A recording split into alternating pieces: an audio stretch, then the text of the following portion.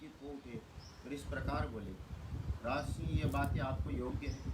इस पृथ्वी पर दूसरे के मुख से ऐसे उदार वचन निकलने की संभावना नहीं है, क्योंकि न हो आप महान कुल में उत्पन्न हुए। वशिष्ठ जैसे ब्रह्म ऋषि आपके उपदेशक हैं। अच्छा, अब जो बात मेरे हृदय में, उसे सुनिए। नभ से सुनकर ये कार्य अवश्य पूर्ण करने का निश्चय कीजिए। आप मेरा कार्य सिद्ध करने की प्रतिज्ञा की है, इस प्रतिज्ञा को सत्य कर दिखाइए। पुरुषवर, मैं सिद्धि के लिए एक नियम का अनुष्ठान करता हूँ। उसी इच्छानुसार रूप धारण करने वाले दो राक्षस विघ्न डाल रहे हैं। मेरे इस नियम का अधिकांश कार्य पूर्ण हो चुका है। अब उसके समाप्ति के समय वो दो राक्षस धमके हैं। उनके नाम मारीच और सुबाहु हैं। दोनों बलवान और सुशिक्षित हैं। उन्होंने मेरी यज्ञ वेदी पर रक्त और मांस की वर्षा कर दी है। इस प्रकार समाप्त प्राय नियमों में विघ्न पड़ जाने के कारण मेरा परिश्रम व्यर्थ गया और मैं उत्साहहीन होकर उस स्थान से चला गया। पृथ्वीनाथ, उनके ऊपर अपने क्रोध का प्रयोग करूं, उन्हें शाप दे दूं, ऐसा विचार मेरे मन में नहीं आता, क्योंकि वह नियम ही ऐसा है जिनको आरंभ कर देने पर किसी को शाप नहीं दिया जाता। अतः नपश्रेष्ठ, आप अपने का पक्षधारी सत्य पराक्रमी सूर्य ज्येष्ठ पुत्र श्री राम को मुझे दे दो। ये मुझसे सुरक्षित रहकर अपने दिव्य तेज से उस विघ्न की रक्षा का नाश करने में समर्थ है। मैं इन्हें अनेक प्रकार का श्रेय प्रदान करूंगा, इसमें संशय नहीं। उनका श्रेय को पाकर ये तीनों लोक में विख्यात होंगे। श्री राम के सामने आकर दोनों राक्षस किसी तरह से ठहर नहीं सकते। इस रघुनंदन के सिवा दूसरा कोई पुरुष उस राक्षस को मारने का साहस नहीं कर सकता। नपश्रेष्ठ, अपने बालक घमंड रखने वाले दोनों पापी निशाचर काल पास से अधीन हो गए, अतः महात्मा श्री राम के सामने नहीं टिक सकते। भोपाल, आप पुत्र विषयक स्नेह को सामने न लाइए। मैं आपने प्रतिज्ञा पूर्वक कहता हूँ, उन दोनों राक्षसों का इनके हाथ से मरा हुआ ही समझिए। सत्य पराक्रमी महात्मा श्री राम क्या है ये मैं जानता हूँ। माँ तेजस्वी वशिष्ठ जी तथा ये अन्य तपस्वी भी जानते हैं। राजेंद्र, यदि आप इस भूमंडल में धर्म लाभ और उत्तम यश को स्थिर रखना चाहते हो, राम को मुझे दीजिए। खकुस्त नंदन, यदि वशिष्ठ आदि आपसे सभी मंत्री आपको अनुमति दे तो आप श्री राम को मेरे साथ विदा कर दीजिए। मुझे राम को ले जाना अविष्ट है। ये भी बड़े होने के कारण अब आसक्ति रहित हो गए। अतः आप यज्ञ के अवशिष्ट 10 दिनों के लिए अपने पुत्र कमल नयन राम को मुझे दीजिए। रघुनंदन, आप ऐसे कीजिए जिससे मेरे यज्ञ का समय व्यतीत न हो, आपका कल्याण हो। आप अपने मन को शोक और चिंता में न डालिए। ये धर्म अर्थ से युक्त वचन कहकर धर्मात्मा महातेजस्वी परम बुद्धिमान विश्वामित्र चुप हो गए। विश्वामित्र का यह शुभ वचन सुनकर महाराज दशरथ को पुत्र वियोग की आशंका से महान दुख हुआ। उनसे पीड़ित हो सहसा कांप उठे और बेहोश हो गए। थोड़ी देर बाद जब उन्हें होश हुआ तब वे भयभीत व विषाद करने लगे। विश्वामित्र मुनि का वचन राजा के हृदय और मन को विदीर्ण करने वाला था। उसे सुनकर उनके मन में बड़ी व्यथा हुई और महामनस्वी महाराज अपने आसन से विचलित हो मूर्छित हो गए। इत्यर्थ श्रीमद् रामायणे वाल्मीकि आदि काव्ये बालकांडे 19 सर्ग संपूर्णं। सियावर रामचंद्र भगवान की जय। विश्व महर्षि, मेरा कमल नयन राम अभी पूरे 16 वर्ष का ही नहीं हुआ। मैं इसे राक्षसों के साथ युद्ध करने की योग्यता नहीं देखता। ये मेरी अक्षुणी सेना है जिसका मैं पालक स्वामी हूँ। इस सेना के साथ मैं स्वयं चलकर उस निशाचरों के साथ युद्ध करूँगा। मेरे शूरवीर सैनिक जो अस्त्र विद्या में कुशल पराक्रमी है, राक्षसों के साथ जूझने की योग्यता रखते हैं, इन्हें ही ले जाइए। राम को ले जाना उचित नहीं है। मैं स्वयं ही हाथ में धनुष्य ले युद्ध के मुहाने पर रहकर आपकी रक्षा करूंगा और जब तक इस शरीर में प्राण रहेंगे तब तक निशाचरों के साथ लड़ता रहूंगा। मेरे द्वारा सुरक्षित आपका नियम अनुष्ठान बिना किसी विघ्न बाधा के पूर्ण होगा, अतः मैं ही वहाँ आपके साथ चलूंगा। आप राम को न ले जाइए। मेरा राम अभी बालक है, जिससे अभी तक युद्ध की विद्या ही नहीं सीखी। ये दूसरे के बलाबल को नहीं जानता, न तो ये अस्त्र बल से संपन्न है। अतः ये राक्षसों को युद्ध करने योग्य नहीं है, क्योंकि राक्षस माया से छल कपट से युद्ध करते हैं। इससे सिवा राम से वियोग हो जाने पर 2 घड़ी भी जीवित नहीं रह सकता। मुनिश्रेष्ठ, इसलिए आप मेरे राम को न ले जाइए, अथवा ब्राह्मण, इसलिए आप मेरे राम को न ले जाइए। यदि आपकी इच्छा राम को ही ले जाने की हो तो चतुरंगिनी सेना के साथ मैं चलता हूँ, मेरे साथ इसीलिए चलिए। कुशिकानंद ने, मेरी अवस्था 60 वर्ष की हो गई। इस बुढ़ापे में बड़ी कठिनाई से मुझे पुत्र की प्राप्ति हुई, अतः आप राम को न ले जाइए। धर्म प्रधान राम मेरे चारों पुत्रों में ज्येष्ठ हैं, इसलिए उस पर मेरा प्रेम सबसे अधिक है, अतः आप राम को न ले जाइए। वो राक्षस कैसे पराक्रमी है, किसी के पुत्र और कौन है, उनका डील डोल कैसा है, मुनीश्वर, उनकी रक्षा कौन करता है, राम उन राक्षसों का सामना कैसा कर सकता है। ब्राह्मण, मेरे सैनिकों का स्वयं मुझे ही उस माया योधी राक्षसों का प्रतिकार कैसे करना चाहिए। भगवान, ये सारी बातें आप मुझे बताइए। उन दुष्टों के साथ युद्ध में मुझे कैसा खड़ा होना चाहिए, क्योंकि राक्षस बड़े बलाभिमानी होते। राजा दशरथ की इस बात को सुनकर विश्वामित्र जी बोले, महाराज, रावण नाम से प्रसिद्ध एक राक्षस है, जो महर्षि पुलुष्य के कुल में उत्पन्न हुआ। उसे ब्रह्मा जी ने मुँह मांगा वरदान प्राप्त हुआ, जिसके मान बलशाली और पराक्रमी होकर बहुसंख्यक राक्षसों से घिरा हुआ। वह निशाचर तीनों लोक में निवासियों को अत्यंत कष्ट दे रहा है। सुना जाता है कि राक्षस राज रावण विश्रवा मुनि का औरस पुत्र तथा साक्षात कुबेर का भाई है। वहाँ महाबली निशाचर इच्छा रहते हुए भी स्वयं आकर यज्ञ में विघ्न नहीं डालता, अपने लिए उसे तुच्छ कार्य समझता है। इसलिए उसी की प्रेरणा से 2 महान बलवान राक्षस मारीच और सुबाहु यज्ञों में विघ्न डाला करते हैं। विश्वामित्र मुनि का ऐसा कहने पर राजा दशरथ उनसे इस प्रकार बोले, मुनिवर, मैं उस दुरात्मा रावण के सामने युद्ध में नहीं ठहर सकता। धर्मज्ञ महर्षि, आप मेरे पुत्र पर, मुझ मंदभागी दशरथ पर कृपा कीजिए, क्योंकि आप मेरे देवता तथा गुरु हैं। युद्ध में रावण का वेग तो देवता, दानव, गंधर्व, यक्ष, गरुड़ और नाग भी नहीं सह सकते, फिर मनुष्य की बातें क्या। मुनिश्रेष्ठ, रावण समरांगन में बलवान के बल का अपहरण कर लेता है, अतः मैं अपनी सेना और पुत्र के साथ रहकर भी उसके तथा उसके सैनिकों को युद्ध में करने में असमर्थ हूँ। ब्राह्मण, ये मेरा देवोपम पुत्र युद्ध की कला से सर्वथा अनभिज्ञ है। इसकी अवस्था भी अभी बहुत थोड़ी है, इसलिए मैं इसे किसी तरह नहीं दूंगा। मारीच और सुबाहु सुप्रसिद्ध दैत्य सुंदर और उपसुंद के पुत्र है।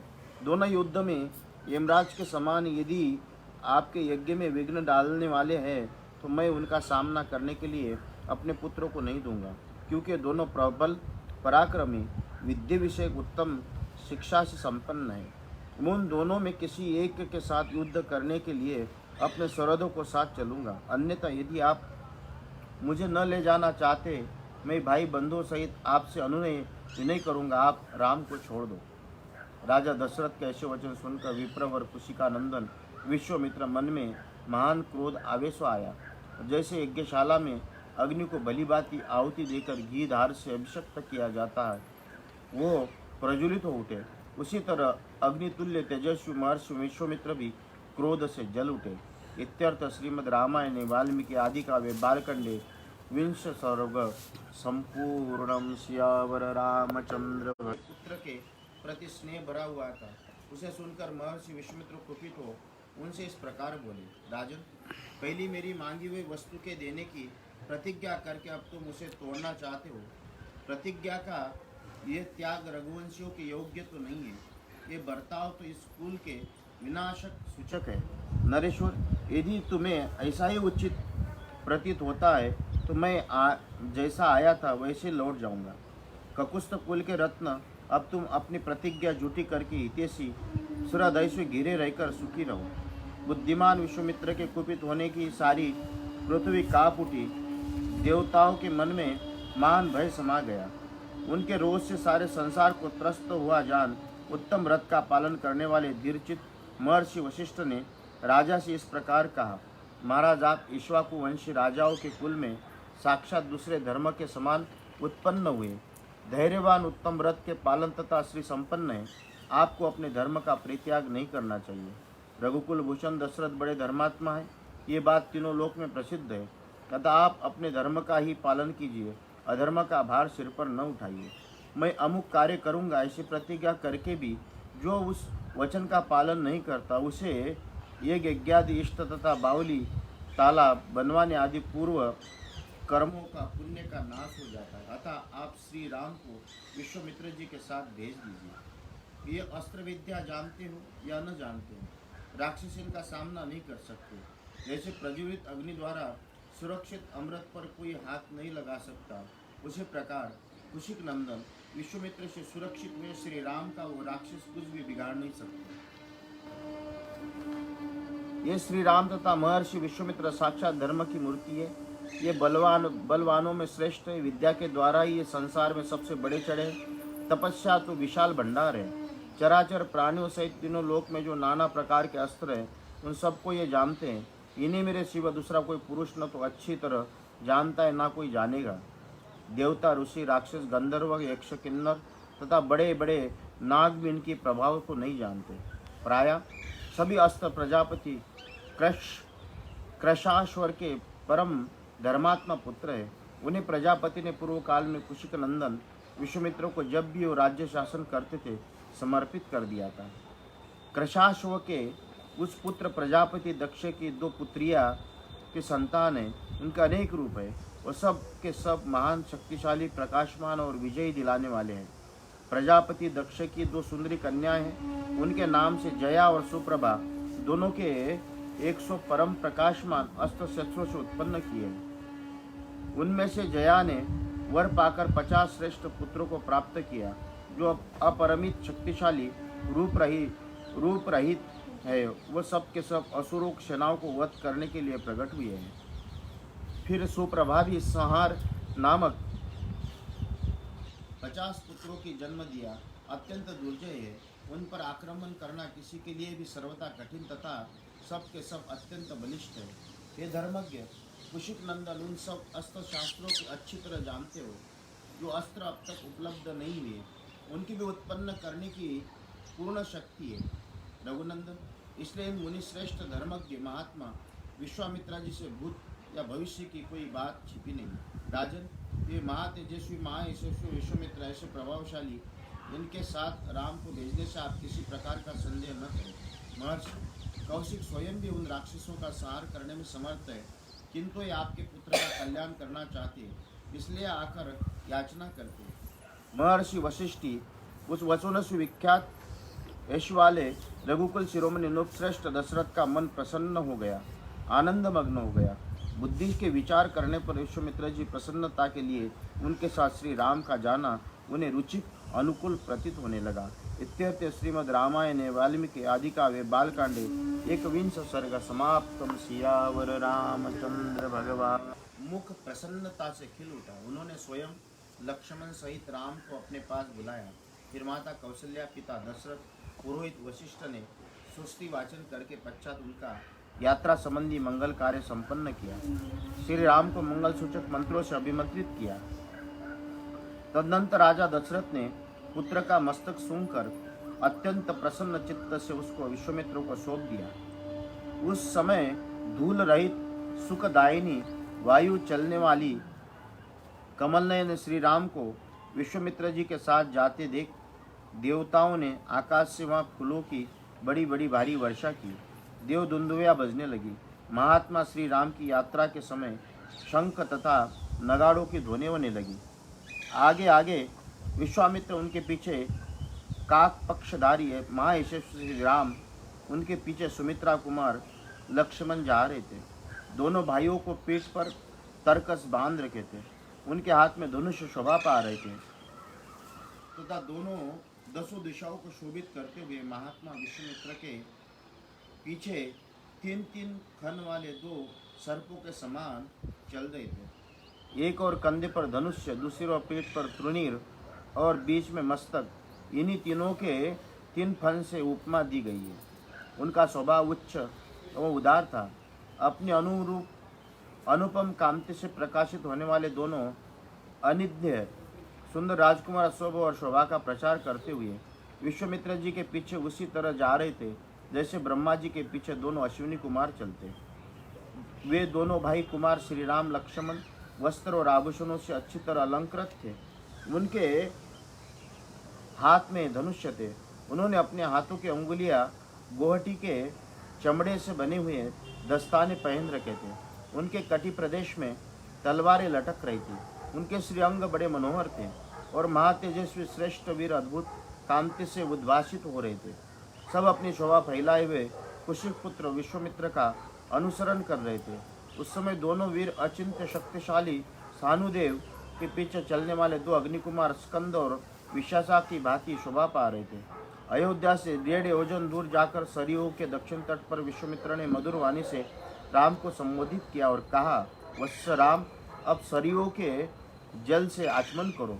इस आवश्यक कार्य में विलंब न हो। बला और अतिबला नाम से प्रसिद्ध इस मंत्र समुदाय का ग्रहण करो। इसके प्रभाव से तुम्हें कभी श्रम थकावट अनुभव नहीं होगा। जोर रोग या चिंता जनित कष्ट नहीं होगा। तुम्हारे रूप से किसी प्रकार का विकार या उलटफेर नहीं हो पाएगा।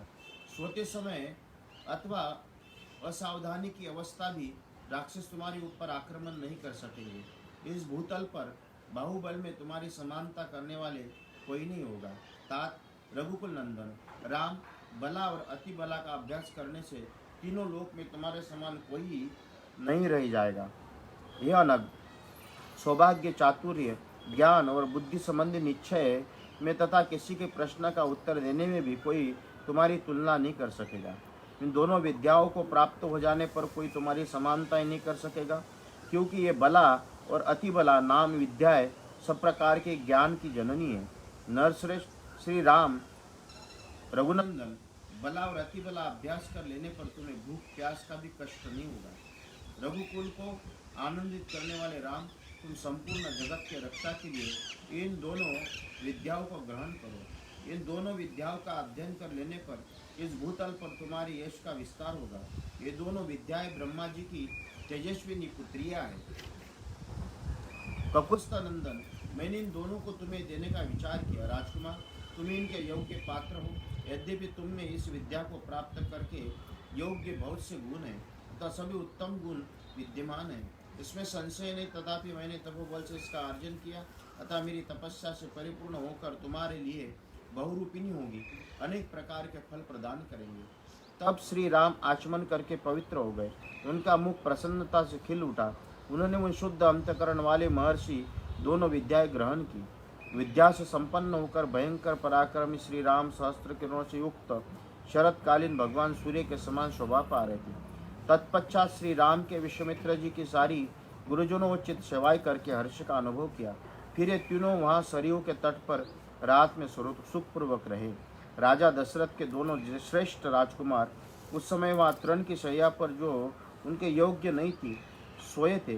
महर्षि विश्वामित्र अपनी वाणी द्वारा उन दोनों को प्रति लाड़ प्यार प्रकट कर रहे थे। इनमें उन्हें रात बड़ी सुखमय सी प्रतीत हो रही थी।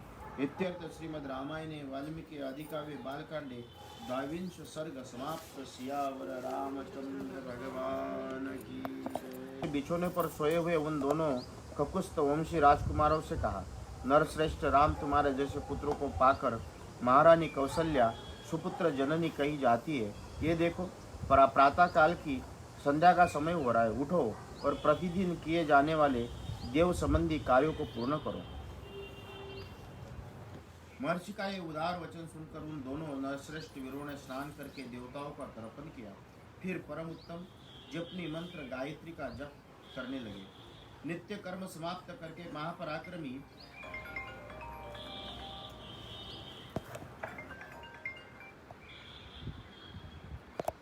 वहां पर आकर राम लक्ष्मण अत्यंत प्रसन्न और तपोधन विश्वामित्र को प्रणाम करके वहां से आगे जाने को उद्यत हो गए। जाते जाते उन महाबली राजकुमारों ने गंगा सरयू के शुभ संगम पर पहुंचकर वहां दिव्य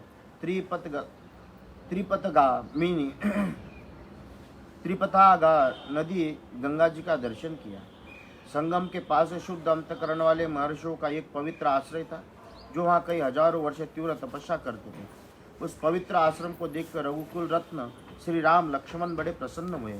उन्होंने महात्मा विश्वामित्र के की बात कही। भगवान, किसी पवित्र आश्रम है, इसमें कौन पुरुष निवास करता है, हम दोनों सुनना चाहते हैं। इसके लिए हमारे मन में बड़ी उत्कंठा है।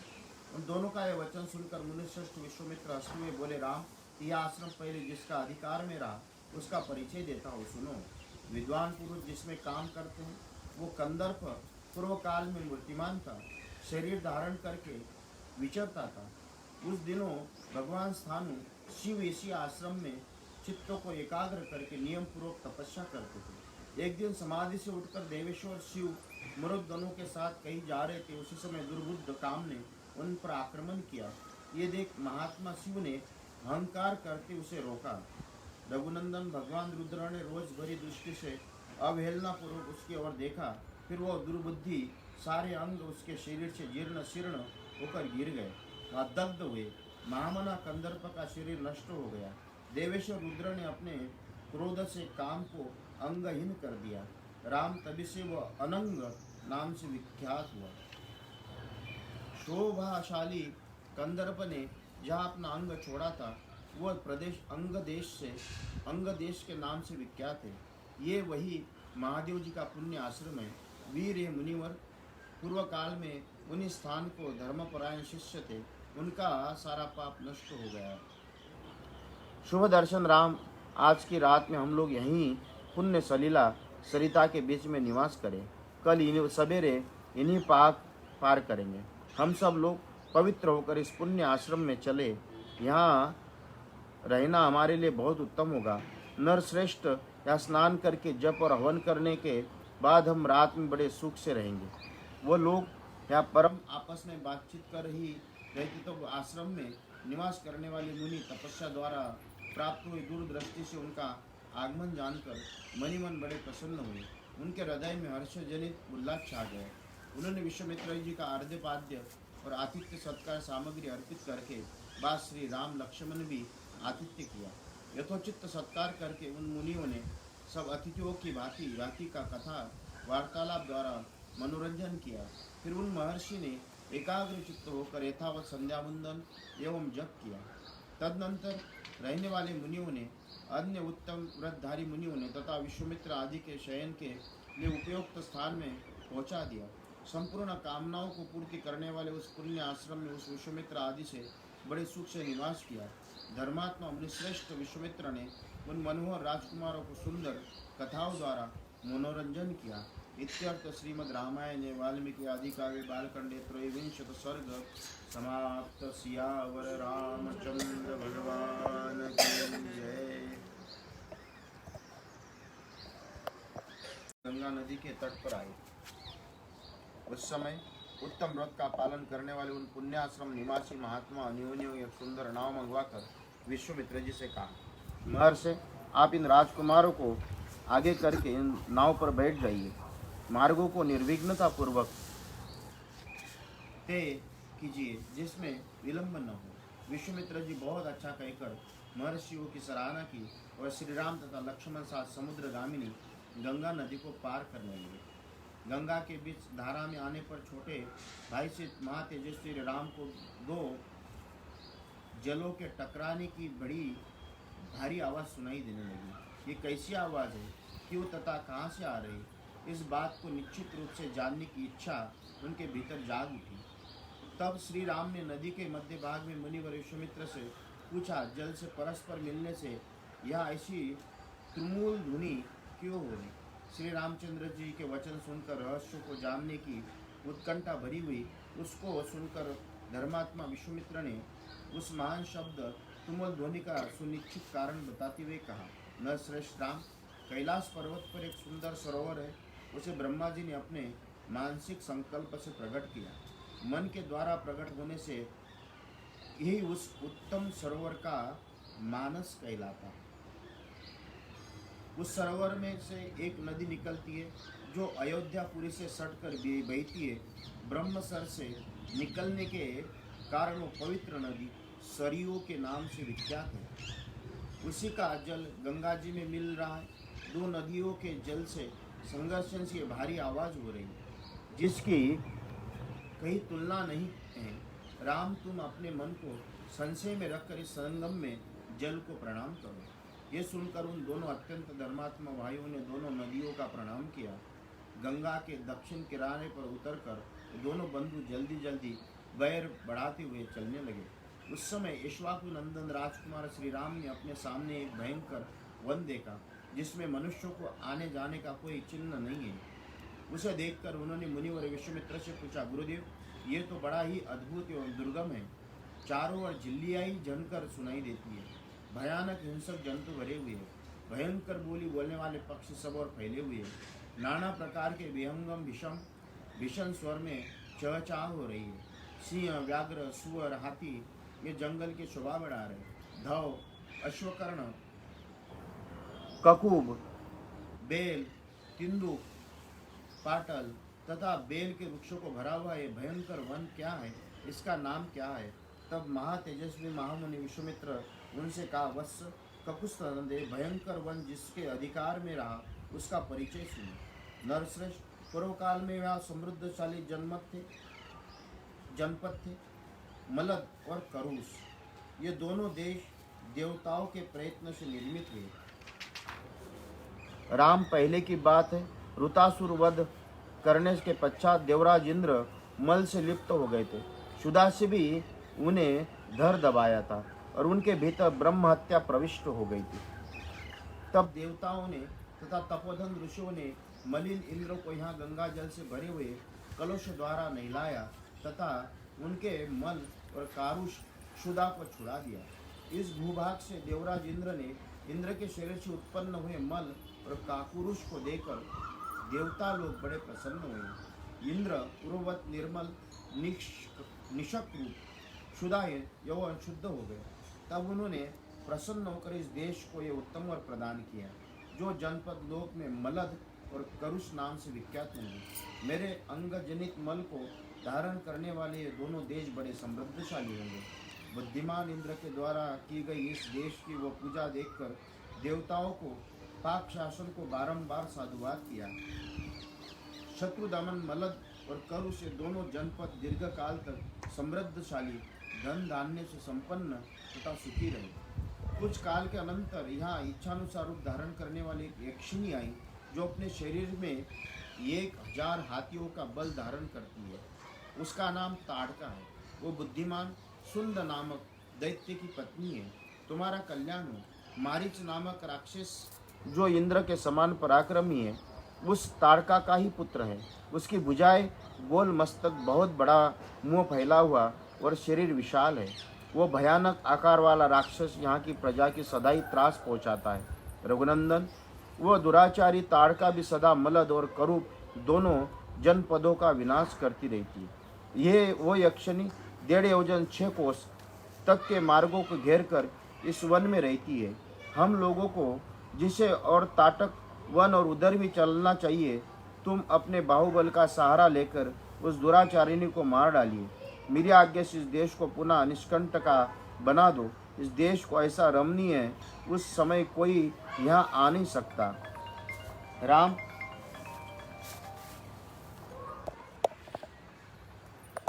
उस यक्षिणी के सारे देश को उजाड़ दिया और आज भी अपने उस क्रूर कर्म से निवृत्त नहीं हुए। इत्यर्थ श्रीमद् रामायणे वाल्मीकि आदि काव्ये बालकांडे 24 सर्ग इसी संपूर्णम सियावर रामचंद्र भगवान की जय। मुनि का यह उत्तम वचन सुनकर पुरुष सिंह राम ने यह शुभ बात कही। मुनि श्रेष्ठ, जब यक्षिणी एक अबला सुनी जाती है तब तो उसकी शक्ति थोड़ी होनी चाहिए, फिर वो 1000 हाथियों का बल कैसे धारण करती। अमित तेजस्वी रघुनाथ के कहे हुए वचनों को सुनकर विश्वामित्र जी अपनी मधुर वाणी द्वारा लक्ष्मण सहित शत्रुदमन श्री राम को हर्ष प्रदान करते हुए बोले, रघुनंदन, जिस कारण से ताड़का अधिक बलशाली हो गई वो बताता हूँ, सुनो। उसमें वरदान जनित बल का उदय हुआ तथा वह अबला होकर भी बल धारण करते सबला हो गई। पूर्व काल की बात, सुकेतु नाम से प्रसिद्ध एक महान यक्ष थे। वो बड़े पराक्रमी और सदाचारी थे, परंतु उन्हें कोई संतान नहीं थी, इसलिए उन्होंने बड़ी भारी तपस्या की। श्री राम, यक्षराज सुकेतु की उस तपस्या के ब्रह्मा जी को बड़ी प्रसन्नता हुई। उन्होंने सुकेतु की एक कन्या रत्न प्रदान किया जिसका नाम ताड़का था। ब्रह्मा जी ही उस कन्या को 1000 हाथियों के समान बल दे दिया, परंतु उस महायशस्वी पितामह ने उस यक्ष को पुत्र नहीं दिया।